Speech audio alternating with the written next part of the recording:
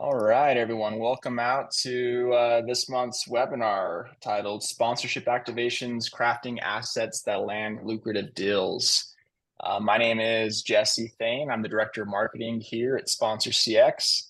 If you're with us for the first time, we run a monthly webinar series here where we invite industry partners to share insights on different topics within the industry of sponsorships. Today, we've got a very special guest, Teresa Stass. And we've also got our VP of Partnerships and Biz Dev, Jeff Hicks. Just a few housekeeping items, and then I'll kind of give some more detail on these two. This webinar is being recorded, so as long as you've registered for the webinar, you will get a link to the recording after the webinar concludes. So keep an eye out for that email this afternoon. We also will be taking Q&A, so feel free to use that QA chat bubble at the bottom. If you have questions throughout the conversation, feel free to drop those whenever you'd like. We'll most likely get to the majority of those after the presentation. We've got some awesome content with Teresa, so I want to make sure she can get through all that in time for you guys. We're hoping to be around the 40-minute mark for the presentation, and then we'll leave a good 10, 15 minutes to answer your questions. And if we can't get to them all, we will follow up through email afterwards. But with that being said, I want to introduce Teresa Stash. She's the author of the best-selling book, Sell Your Event, the easy way to follow practical guide to getting sponsors. And she's also the CEO of Green Cactus. Hopefully I didn't butcher that intro for you, Teresa, but we're very excited to have Teresa here. She's awesome, very intelligent, tons of experience within the space. And then we have Jeff Hicks here, my colleague here at Sponsor CX. He's been doing this for a long time as well. He's got awesome insights on the brand side, on the property side. So really looking forward to this content and this topic. But with that being said, I'll go ahead and mute myself and pass the time over to you guys. Awesome. That sounds good. So we'll let you pull up your slides, Teresa, and I'll do a little more intro about you. I think one of the best things with Teresa and Green Cactus is how they work very hard, I'd say, like how they really dive deep into creating experiential assets or branding and all those different things for their sponsors. And that's why they've landed so many big deals, and that's why they can continuously bring on big deals for the events that they do. So you can see a lot of those different logos there, but I'll let you dive in and talk a little bit about this slide, Teresa, and about some of those brands that you work with and your sponsorship experience. So we just threw this one up there because you can see some fun pictures of our team. And then these are a bunch of the brands that we're currently working with.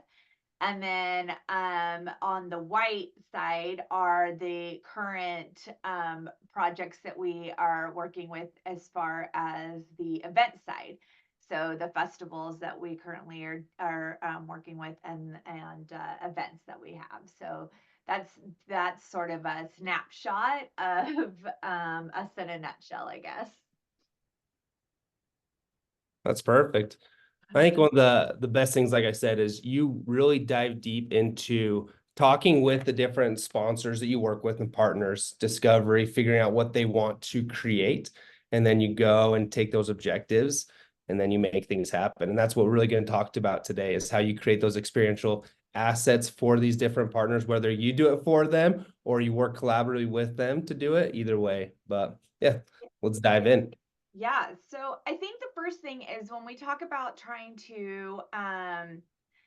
when we're trying to talk about creating assets or trying to make money or how we can develop a activation or anything, even if it's simple, the first thing that we always tell our our events is whether no matter what kind of event it is to make sure you understand what it is that your sponsor is trying to achieve.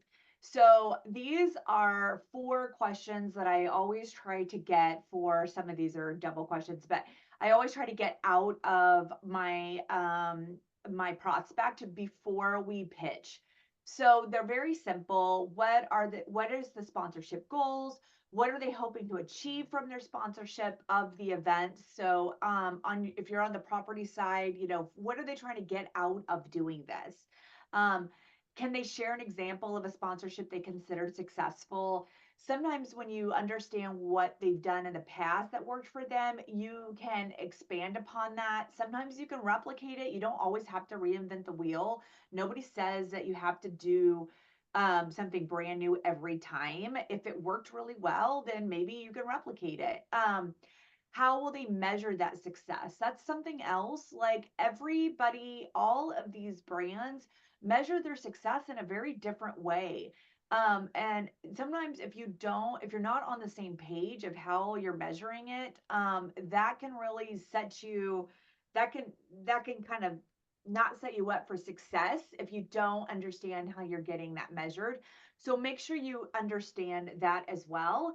And then you might want to ask if they have a separate budget that they can use for activation, because that does happen quite a bit and people don't realize that.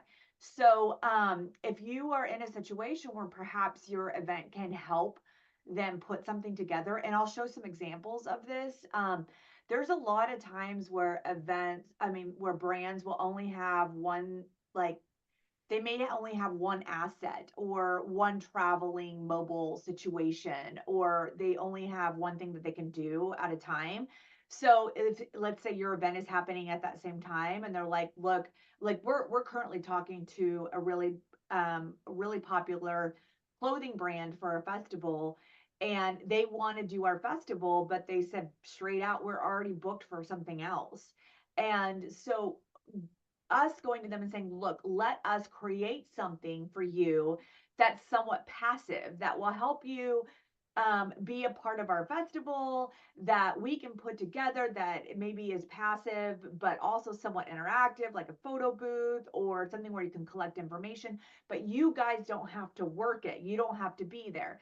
So coming up with something that allows them to be in multiple places, those are ways that you cannot, that you can capitalize on that money without them just walking away. And a lot of times, if you could do that for them, you can use a separate budget that doesn't take away from the sponsorship budget. Now, sometimes you can't, and you have to put that all in there. But understanding that, is key to making that happen, I guess. So these are the four kind of pivotal questions I would ask when starting out, because if you don't understand those, you're not going to be able to be successful when creating these activations or creating even these very simple assets. They don't always have to be these huge, big, extravagant things. Awesome. So once you do all of that and you create all of that, then you would formulate this activation strategy that would drive results, essentially. Sorry. Next slide's pulling up for you guys. So I think if you would want, what I would suggest we do at this point is that we have there's all types of activations, but the 5 types that are the most popular right now are, I think we can go over those. Are the 5 most common types of activation. So the first one would be on-site sampling or product education. This one is the one that most mobile tours are part of this category. This one, you don't really have to do a whole lot. The mobile tours are going to call you. They're going to ask if they can come out. And you're usually either providing them a space, or you're going to, maybe give them a table or chairs or something like that. This is also the one where they're like, hey, can we ship you a whole bunch of product and you can hand it out or whatever. So I think a lot of sports, if you're dealing in the sports field, you're probably getting a lot of this like a reach out. So this is very popular. These are a couple of things just to keep in mind when you're dealing with something like this. Make sure that your sponsor is sampling something that isn't in direct competition. You probably are very aware of this stuff, but if you're on the property side, you want to make sure that you're not in any competitions with the venue contracts, that sort of thing. Things to keep in mind is if you're in a food festival, that kind of thing, this is a different situation. But also know what your state and local laws are for food and drink. I mean, if you're in Utah, like, Jeff and Jesse are, you can't sample alcohol, things like that. So make sure you understand that, because a lot of times when they reach out to you, they don't know that. So you can go down that road and then realize halfway through it, oh shit, I can't do that, or crap, sorry. Um, Food isn't the only thing that can be sampled. Oh my gosh, we have sampled all kinds of stuff, like, dry shampoo, sunscreen, all sorts of stuff. So make sure when you're looking at products and stuff like that, that you think to yourself, oh, I can, we can sample that kind of stuff. So there are some creative ways you can do sampling as well.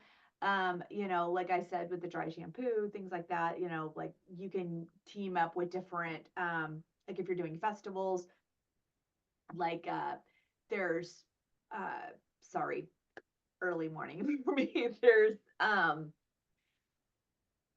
why can't I say like different, like beauty salons or beauty schools and hair braiding or things like that, and they can provide product. Those are things like that that you can do with festivals that are really big right now, especially with the younger sector. You can even do that kind of stuff with sports too, and do the coloring. So there's crazy things you can do with the sampling side of stuff.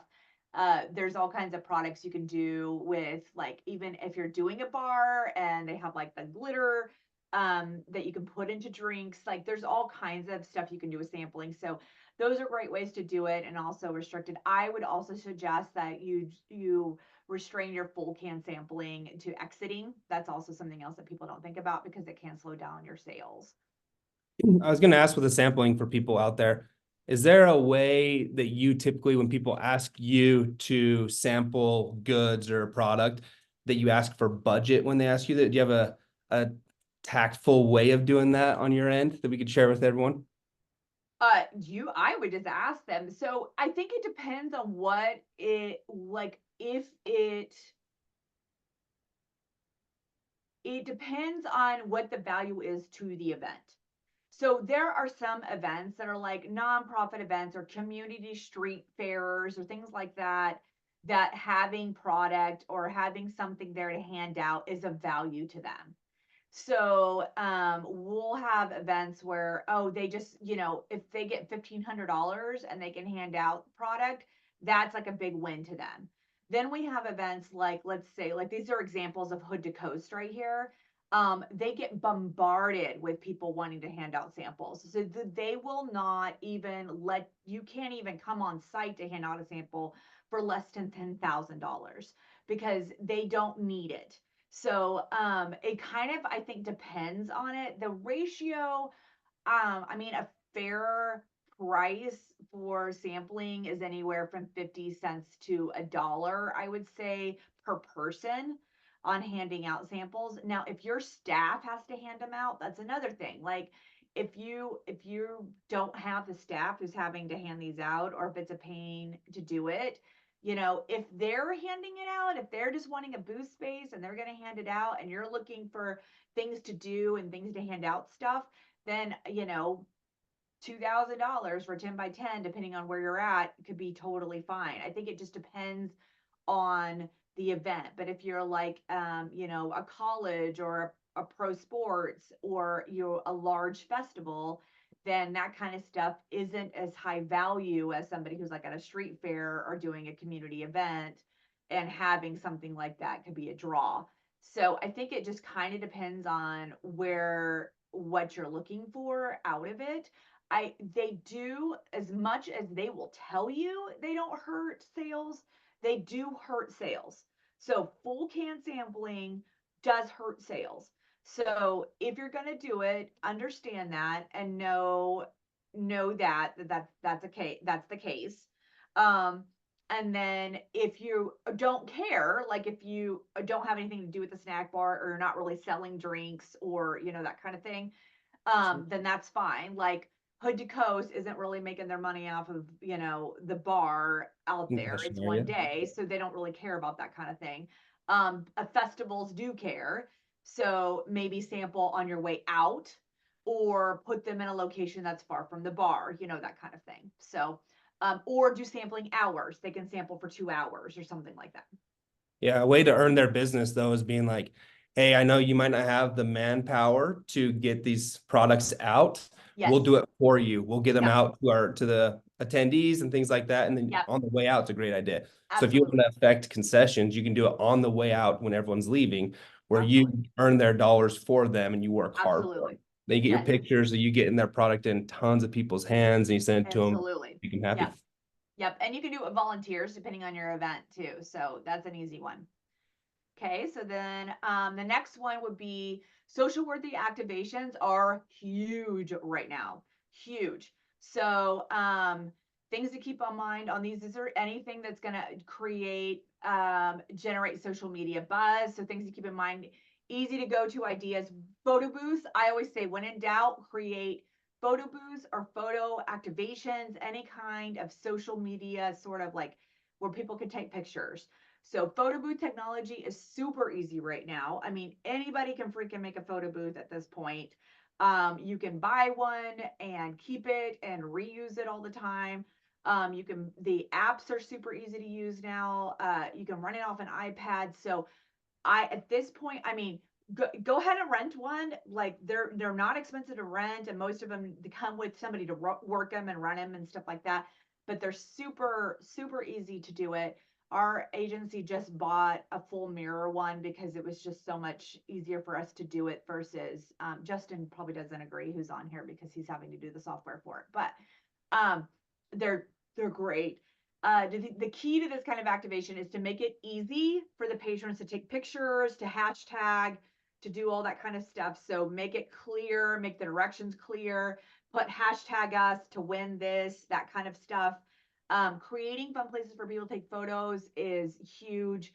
Anything that's QR code. I mean, I always say that COVID saved the QR code because that was not a thing. I mean, that was dying until COVID, but make sure you can add that kind of stuff because that's a huge one, and it's so simple, you guys. I mean, every event should have that. I don't care what the event is, it should have some kind of photo ops. The more the better.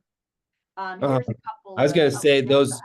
those 360 camera ones are pretty popular right now. If Yes, you get and on here's there, an and example of one right here, so there you yeah, go. those are popular right now. And I just went to the Kentucky Derby and they had photo ops basically in all the different corners of Yep. entry, and they had these huge lines. Now that event is a dress up type of event, but people Absolutely. want to show that they are going to these events. They want to share it with their social media. They want to act cool and be like, hey, Yep. I'm part of this. So any type of experiential type photo opportunity you can create, it's just going to push those brands. And then assigning a sponsor with it is key. So like Kentucky Derby, they assigned Ford with it, and they had this whole wall of flowers, which was super well, really nicely built out. Yep. But the same thing, and people want to show that, and then it's just building your brand at the same time. So I think Yeah. having photo ops in a lot of different areas of entry and areas of a lot of traffic flow will really help your individual events or games. Yeah, so, and it's a really easy go-to. Here's a few examples. Like he was saying, the 360 one. This is one we did with Lexus. In the middle here is just a one with Kilby Block Party, and then you see a Cayman Jack one. You can't really see very well, but that's with an alligator off the side of it. So these are just some examples of photo ops that are really big. The next one is exclusive experiences. This is another thing that sponsors love to be a part of. Every event has their own exclusive experiences. They're not all unique. They're all very basic sort of situations like VIP areas, sponsor areas, stage viewing areas. You know, they all have their own boxes if you're in sports, that kind of stuff. But they're all unique to that particular event. So use those experiences to your benefit for your sponsors. So, I mean, to sell your sponsorships in. So exclusive experiences are that one thing. So look at that, see how you can develop those into sponsorships, and make it, make that something that can be sold into. We did an amazing project probably 10 years ago. It's still going to this day. We're not even a part of that event anymore, but there was a big festival in Oregon that was it's a big country music festival out there, but we did a deal with Crown Royal where we sort of built this viewing deck off the side of the stage, and it only held 25 people, but we called it the Crown Royal deck, and you could win your way onto the deck. And that was all we did is you won your way onto it,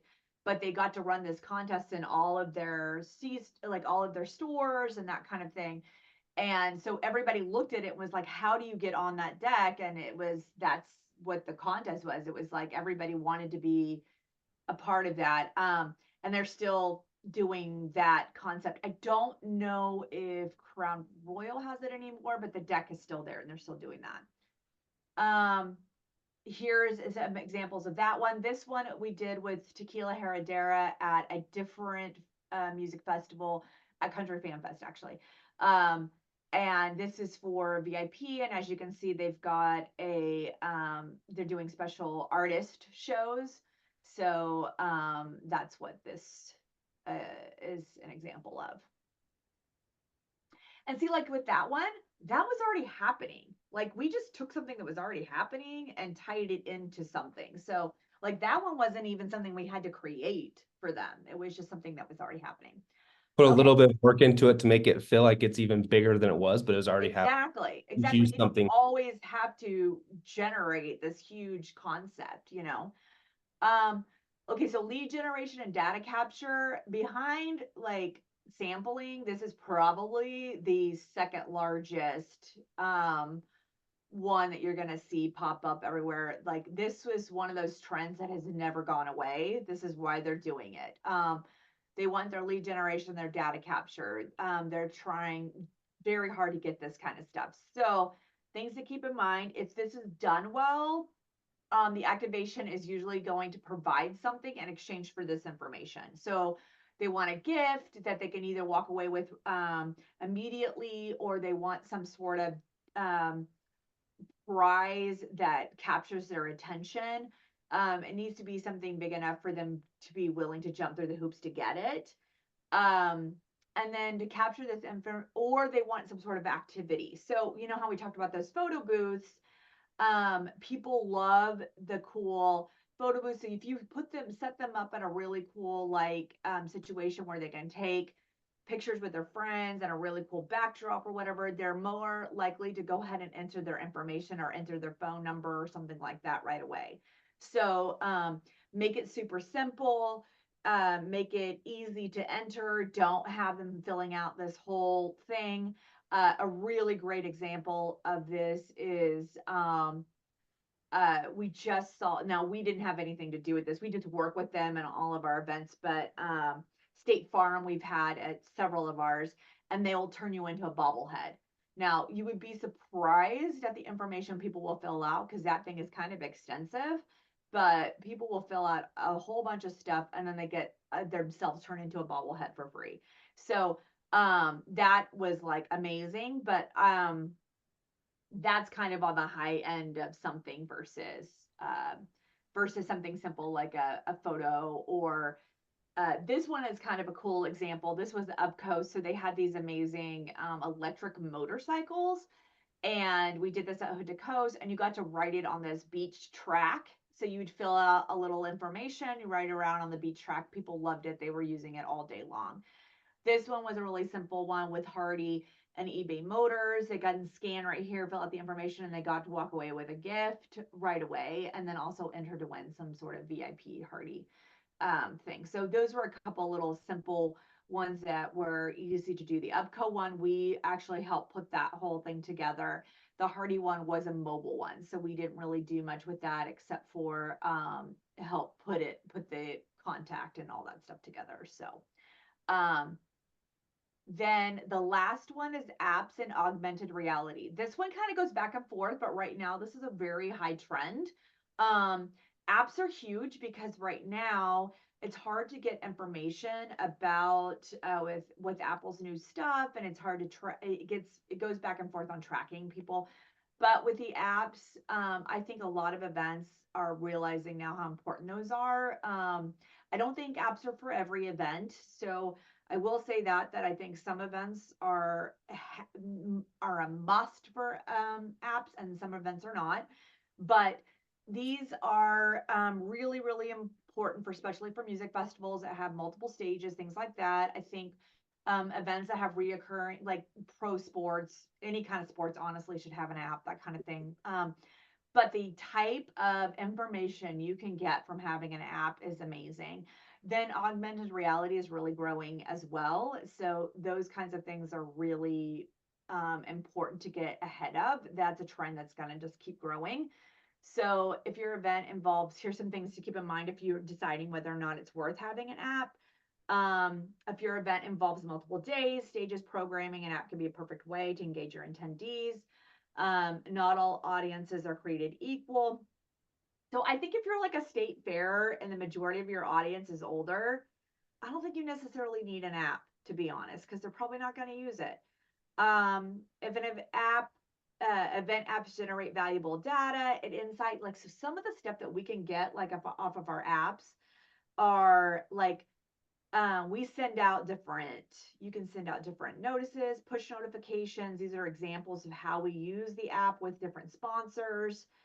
Um, these are, look at the kind of data you can get from your apps. You can find everything down to what kind of technology they like, what kind of viewerships they like, what kind of gaming. I mean, it's kind of crazy what you can get out of different apps. Now, not apps are created equal. There are some really bad ones out there. So take the time to research them. I'm happy to give, recommendations if people are interested in that.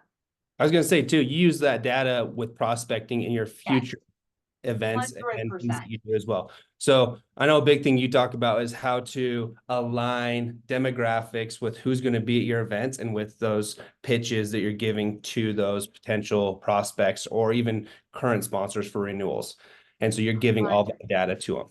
Yes, 100%. I'm so glad you brought that up because I am a big proponent of making sure you understand who your audience is. Because if you do not know who your demographic is, then you like, the thing I like to always say is that there is like this misconception that you're selling your event when you're selling sponsorships, and that is not true. You are selling your audience. And if you do not understand who your audience is, you have nothing, because you would rather know an audience of 300 people and understand exactly who those 300 people are than have an audience of, let's say, 100,000 people and not know who they are, because 100,000 people are just people. So just having random people means nothing to a sponsor versus knowing who they are. And if you can understand what the demographics are, understand who the audience is, you will be amazed at the kind of success you can have in aligning the right brands with them. And I can show some examples of what will happen when you have the right brands with the right audience, like how it will just totally transform your sponsorships. And you also start to step outside of what you think the audience is or what you perceive it to be, versus, like, for an example, when I very first went from, because my background is like in media, and I first started at CBS, and when I moved from CBS to the festival world and I started with a festival, I started in a country music festival, and I was looking at their marketing plan, and the guy before me was buying, it was a country music festival, and the guy before me was buying NPR. And I was like, why is he buying NPR? And it was because he personally liked NPR. Well, I like NPR just as much as the next person, but I am not buying that for country music because that isn't the audience. Now, there are going to be country music fans who like NPR, but in general, that isn't who you're touching. Why aren't you not buying all the country music stations? So it was kind of like understanding who the audience is pulls you out of the picture, because it isn't necessarily you that you are targeting. It's the audience themselves. So I think we have our own internal biases too, but understanding that demographic really will help you in your marketing. It also will help you in and who your prospecting is, because man, I have made some we have gone after some brands before thinking, oh, this will be a slam dunk. And we were totally wrong until we really started looking at that research. So research is really big for us as far as who the audiences are. There was one Hey, question. Teresa. Yeah. Okay. Yeah. No, you go, Jeff. I was going to do the same thing. Oh. There's one question on here. They're asking, what is the app that you use? Our favorite one is Oompa. Well, we like to work with Oompa. The reason why we like them is because they're great as far as helping us set everything up. Their interface is very user friendly. And then they have a really great data stats. So there's Use the two data. different tiers. Yeah. So there's two tiers. Their basic one is the examples I showed you are from their basic platform. Now you can get really extravagant with them and they'll add a whole bunch of stuff. They do Coachellas. So if that gives you any kind of, so they can go very, very extreme or they can go basic. So what I showed you was a lot of what you can get from the basic platform. So that's the one we like to use. You can tell them I sent you or not. But we have other I can give you some other ones, but that's the one we prefer. And then the other question is from Ryan. He said, I'm just curious on what key things you look for from your perspective, data capture, social buzz. Maybe is there a little bit more clarity? Maybe dive a little deeper around with your question so we can understand it a little bit better. If you can type in there. Our goal is to separate ourselves from any fly-by-night vendor. So how you can separate yourself as you're doing some of these activations. Oh, because they're a vendor. Correct. Yeah.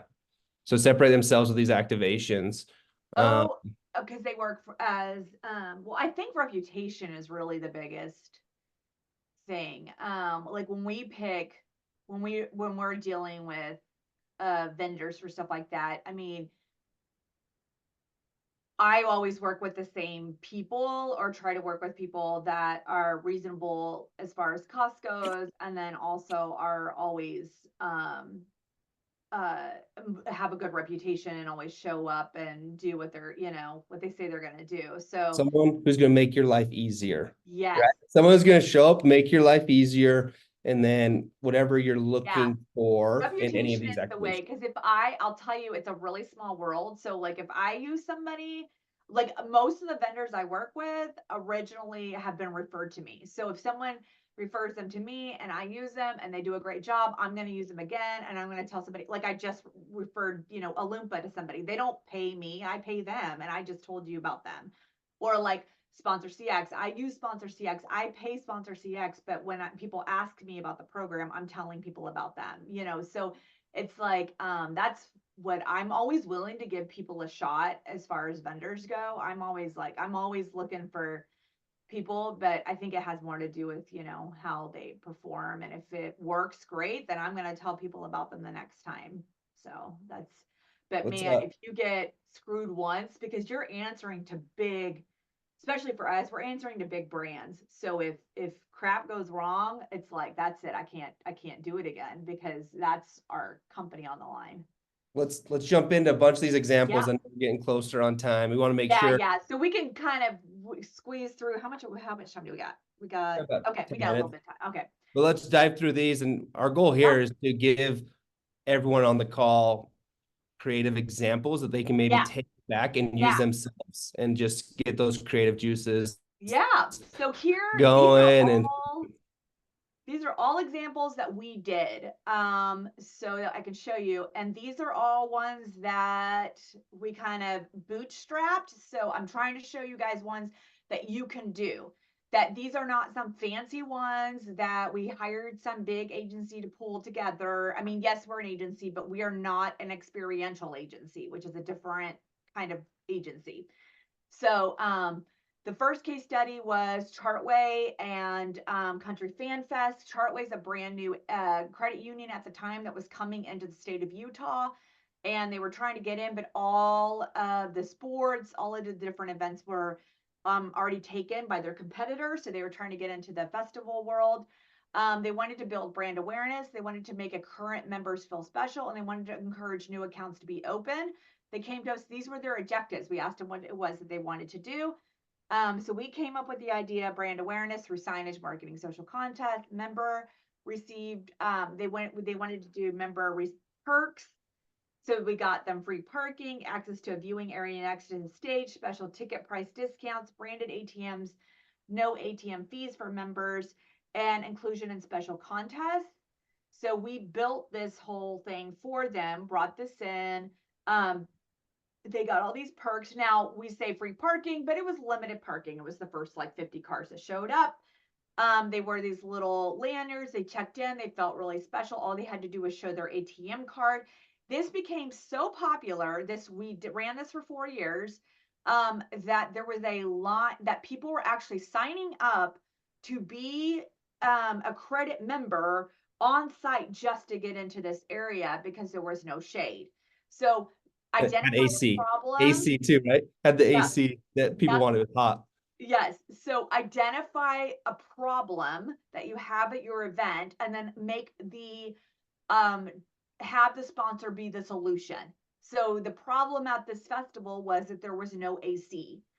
There was no shade. And then the solution was Chartway.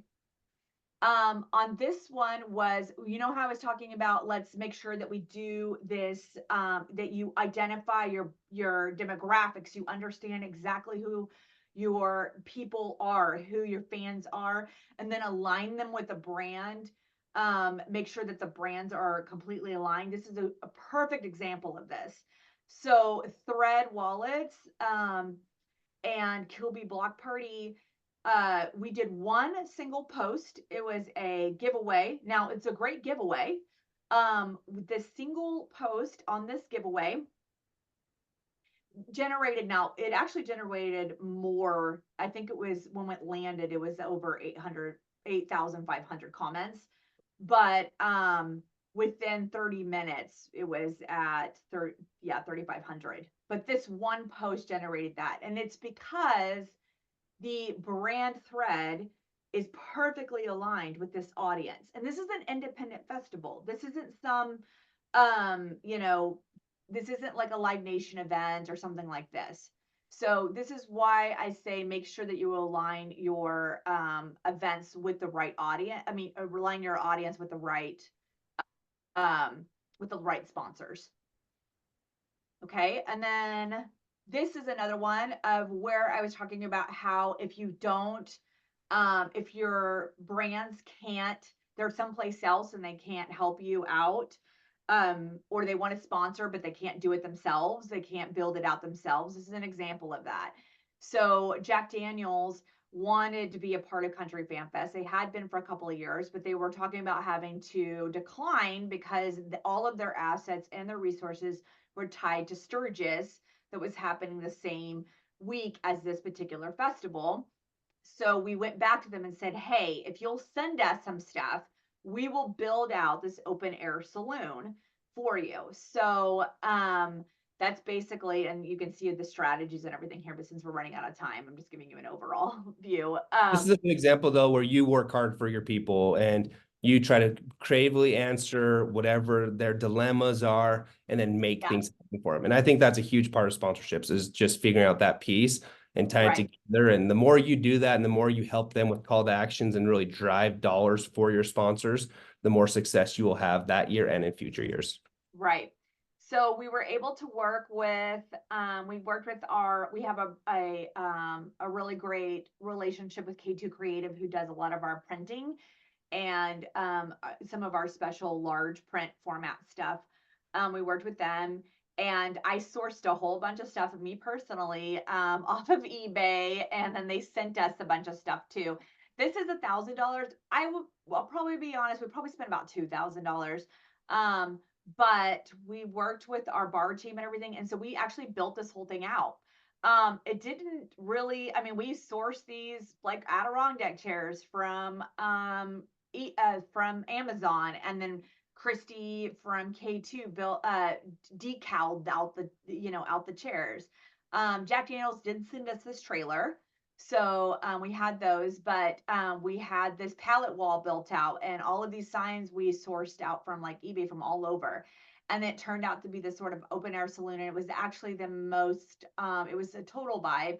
It was the most successful location to, as far as Jack Daniel's spirits in this festival, to as far as sales go. So that one was a really, it took a little bit of work. I mean, we did hay bales around it to sort of create this sort of vibe with it, but it saved the money, and actually turned out to be a successful little saloon. So that was actually last year. So okay, and then the next one here is, this one just happened. So this happened 2 weeks ago, actually.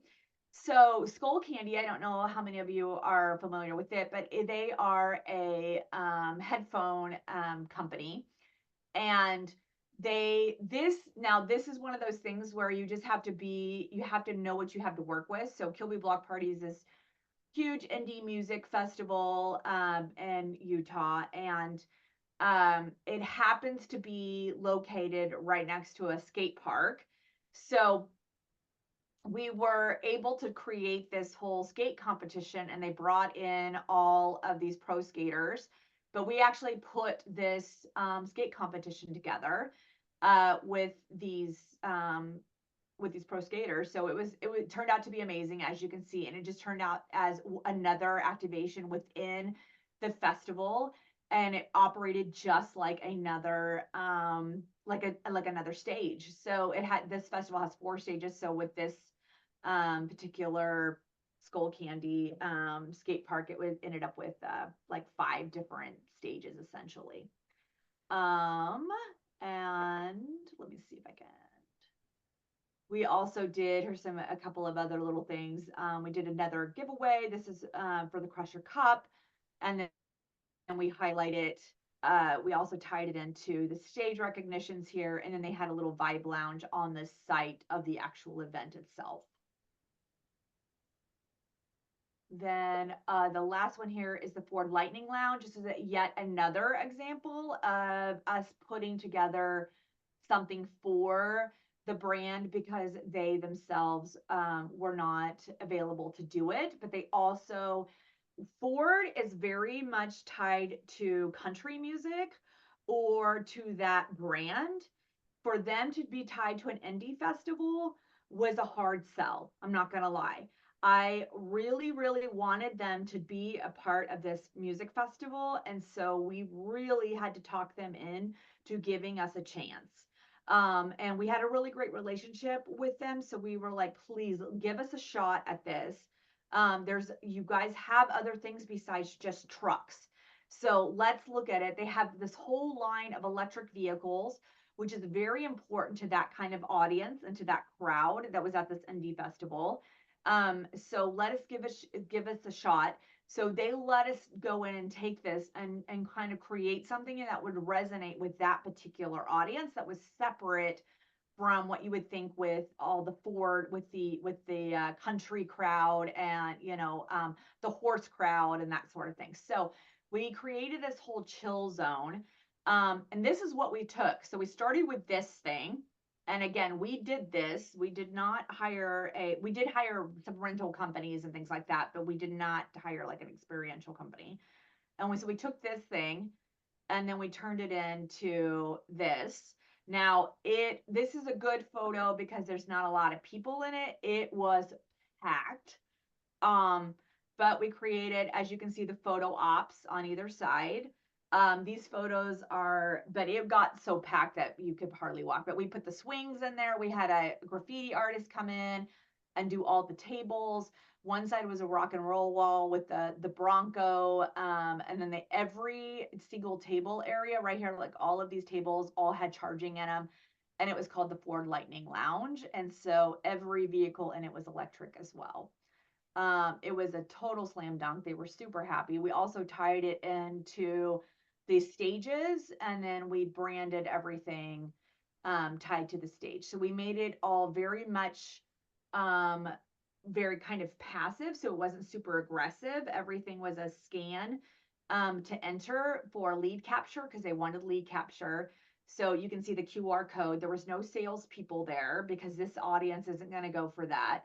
So understanding who your audience is. So they scanned to win a trip to Las Vegas they got to drive a Ford to Las Vegas and go see the BFF Festival, which is another indie festival that this group owns, the same one that owns this festival. So tying it all together, understanding who your audience is, and not forcing the same kind of activation that you would put like in a country festival at this one is the way to do it. Understanding and changing it to fit that audience is really, really important.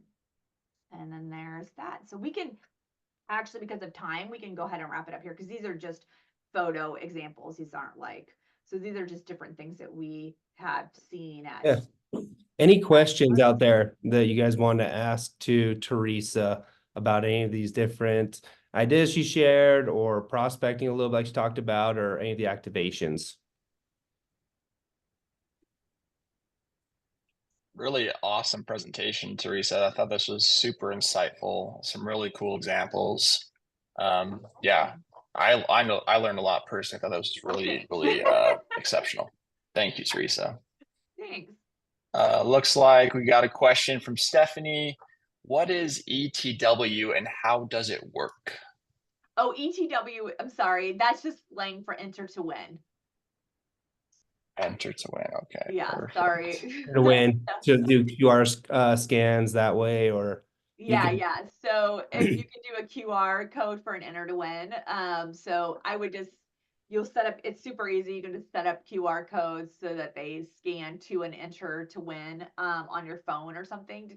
So your audience, mostly your audience, will, depending on who they are, if it's a certain age group, are going to want to do it all on their phone. They're not going to want to fill out a form, and you're not going to want to have to put it all in. the next Awesome. question. I was also wondering that. Yeah, sorry, I should be more clear about that. No, you're good. The next question was, what do your recaps with the sponsor after the events look like? Okay, yeah. My recaps are pretty involved because I will tell you from our agency standpoint, we do recaps for every one of them, and we have a 90% return rate with the sponsors that do we do recaps with. So what we normally do is we'll have a standard we have kind of a standard recap of this is how many attendees we had, this is overall social analytics, this is what the website analytics are, that kind of stuff, and then we'll recap individually on what that particular sponsor had. So the basic way to do it, and Sponsor CX does have a recap in their program, by the way. But what you do is take what you promised them in their contract. This is the easiest way to look at it, and list it all out and then show proof of everything that you promised them. So think of it as a receipt is how I think of it. And I promise, I mean, this isn't a sales thing, but we do sell templates for all of that kind of stuff. So if you want fancy templates for that stuff, we do have that on our website. Yeah, and I think it's great to talk about how you get those pictures, and then even writing out any of the data, those stats around it, and then a quick paragraph about how everything went and tying it back to their original objectives that you talked about at the beginning. And I used to work on the brand side for a long time. I mean, I worked on that side for 8 years with lots of different sponsorships in tons of different areas. And the way you get those pictures and those paragraphs back to those brands or sponsors quickly really benefits them, because then they put in their internal reports. And if you do that and show how you're working for your brands and sponsors, then you'll get that 90% or those return rates like you're talking about, those renewals. But you want to make sure they know you're working for them, and then really detailing that for them in a paragraph. Even doesn't even have to be a long thing, but just like a good paragraph at least, that they can then put that into their internal reports, and they will love you. At least I would. Yeah, I will tell you that the majority of them love it because they have to validate how they spent their money. And so if you're doing the recap for them, then it's less work they have to do. So if you work for them, write it for them, then they're not like having to go find all of that crap for you. So, like the ones that we do them for, they love it. Now we do them for everybody because we work with those brands on lots of events and we understand the importance of it and we want them to come back and use our agency over and over. So we'll always do it. But the easiest way to think about it, if you're not sure where to start, is to pull up everything you promise them and go line by line and show proof of that.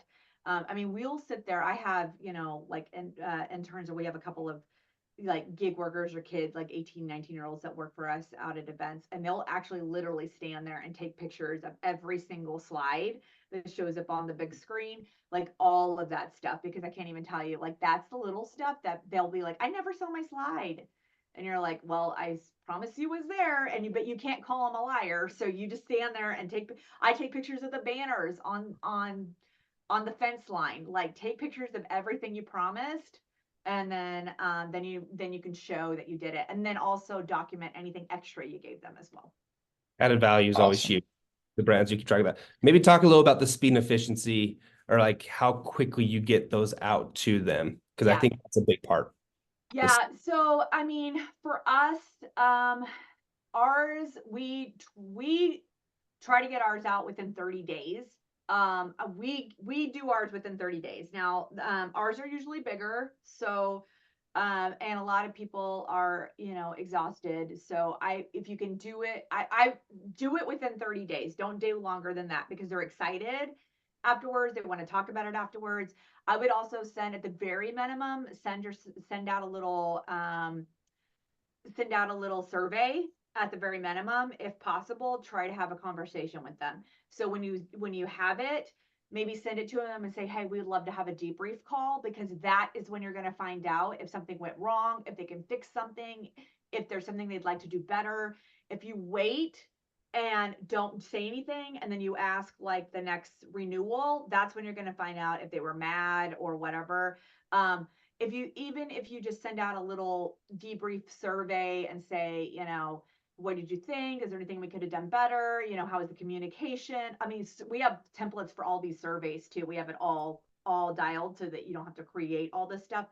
But if I would send that kind of stuff out too, because at least at the very minimum, if they don't fill it out, we always know who is really happy or who is really mad if we send those out. So at least you can identify the people that are upset. But we try to do ours within 30 days. If you can do it in 2 weeks, amazing. Do it in 2 weeks. But it's hard. It's hard on people, especially if you're doing a whole bunch of stuff in the event world. If you're like, not a lot of people are just selling sponsorships. I get that a lot of them are doing multiple jobs. So if you're just doing the sponsorship side of things and you can do it in 2 weeks, then that's what I would do. But if you can't, then try to do it within 30 days, because after that, they've moved on. So Yeah. And I was gonna say, even if you do a quick little snapshot with a couple yeah, pictures and a paragraph yeah, right after the event, so they have things for yeah. their So they're excited. Yeah, would be great. And like quick little snapshot of everything. And then you'd say in that same little yeah. paragraph, hey, just so you know, we're gonna have a full recap over Yeah, yes. building up. Or send them something really exciting even during the event, like, oh my gosh, Yeah. look at your logo on the big screen or something like that. Even that's exciting for them. Cool. We have one more question here. If you are building a sponsorship department from scratch at a property, any suggestions on how to get demographic info if that info wasn't being collected previously? Yeah, that's a tough one. Yes. Yeah. Yeah. So, yes, there is, okay, well, God, it sounds like I'm like I'm seriously not trying to sell.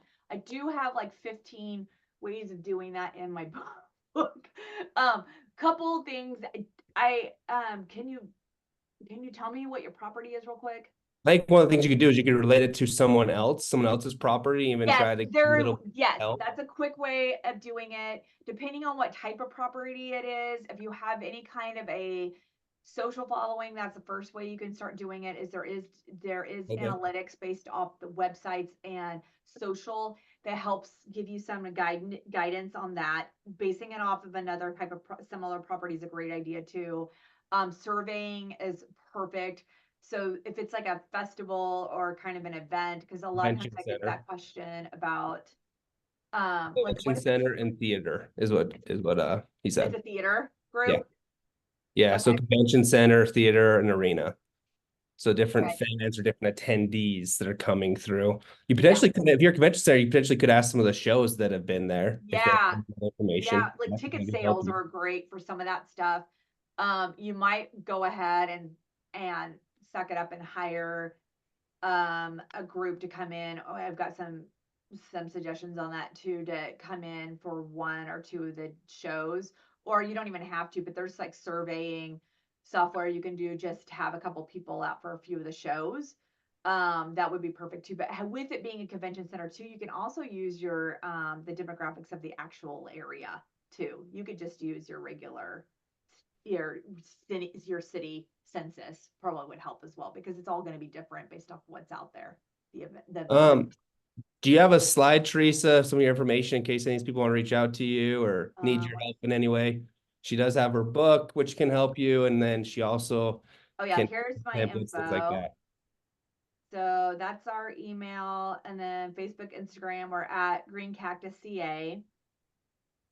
And if anyone here had more questions that we weren't able to get to, feel free to add us or connect with us on LinkedIn as well and shoot us a message.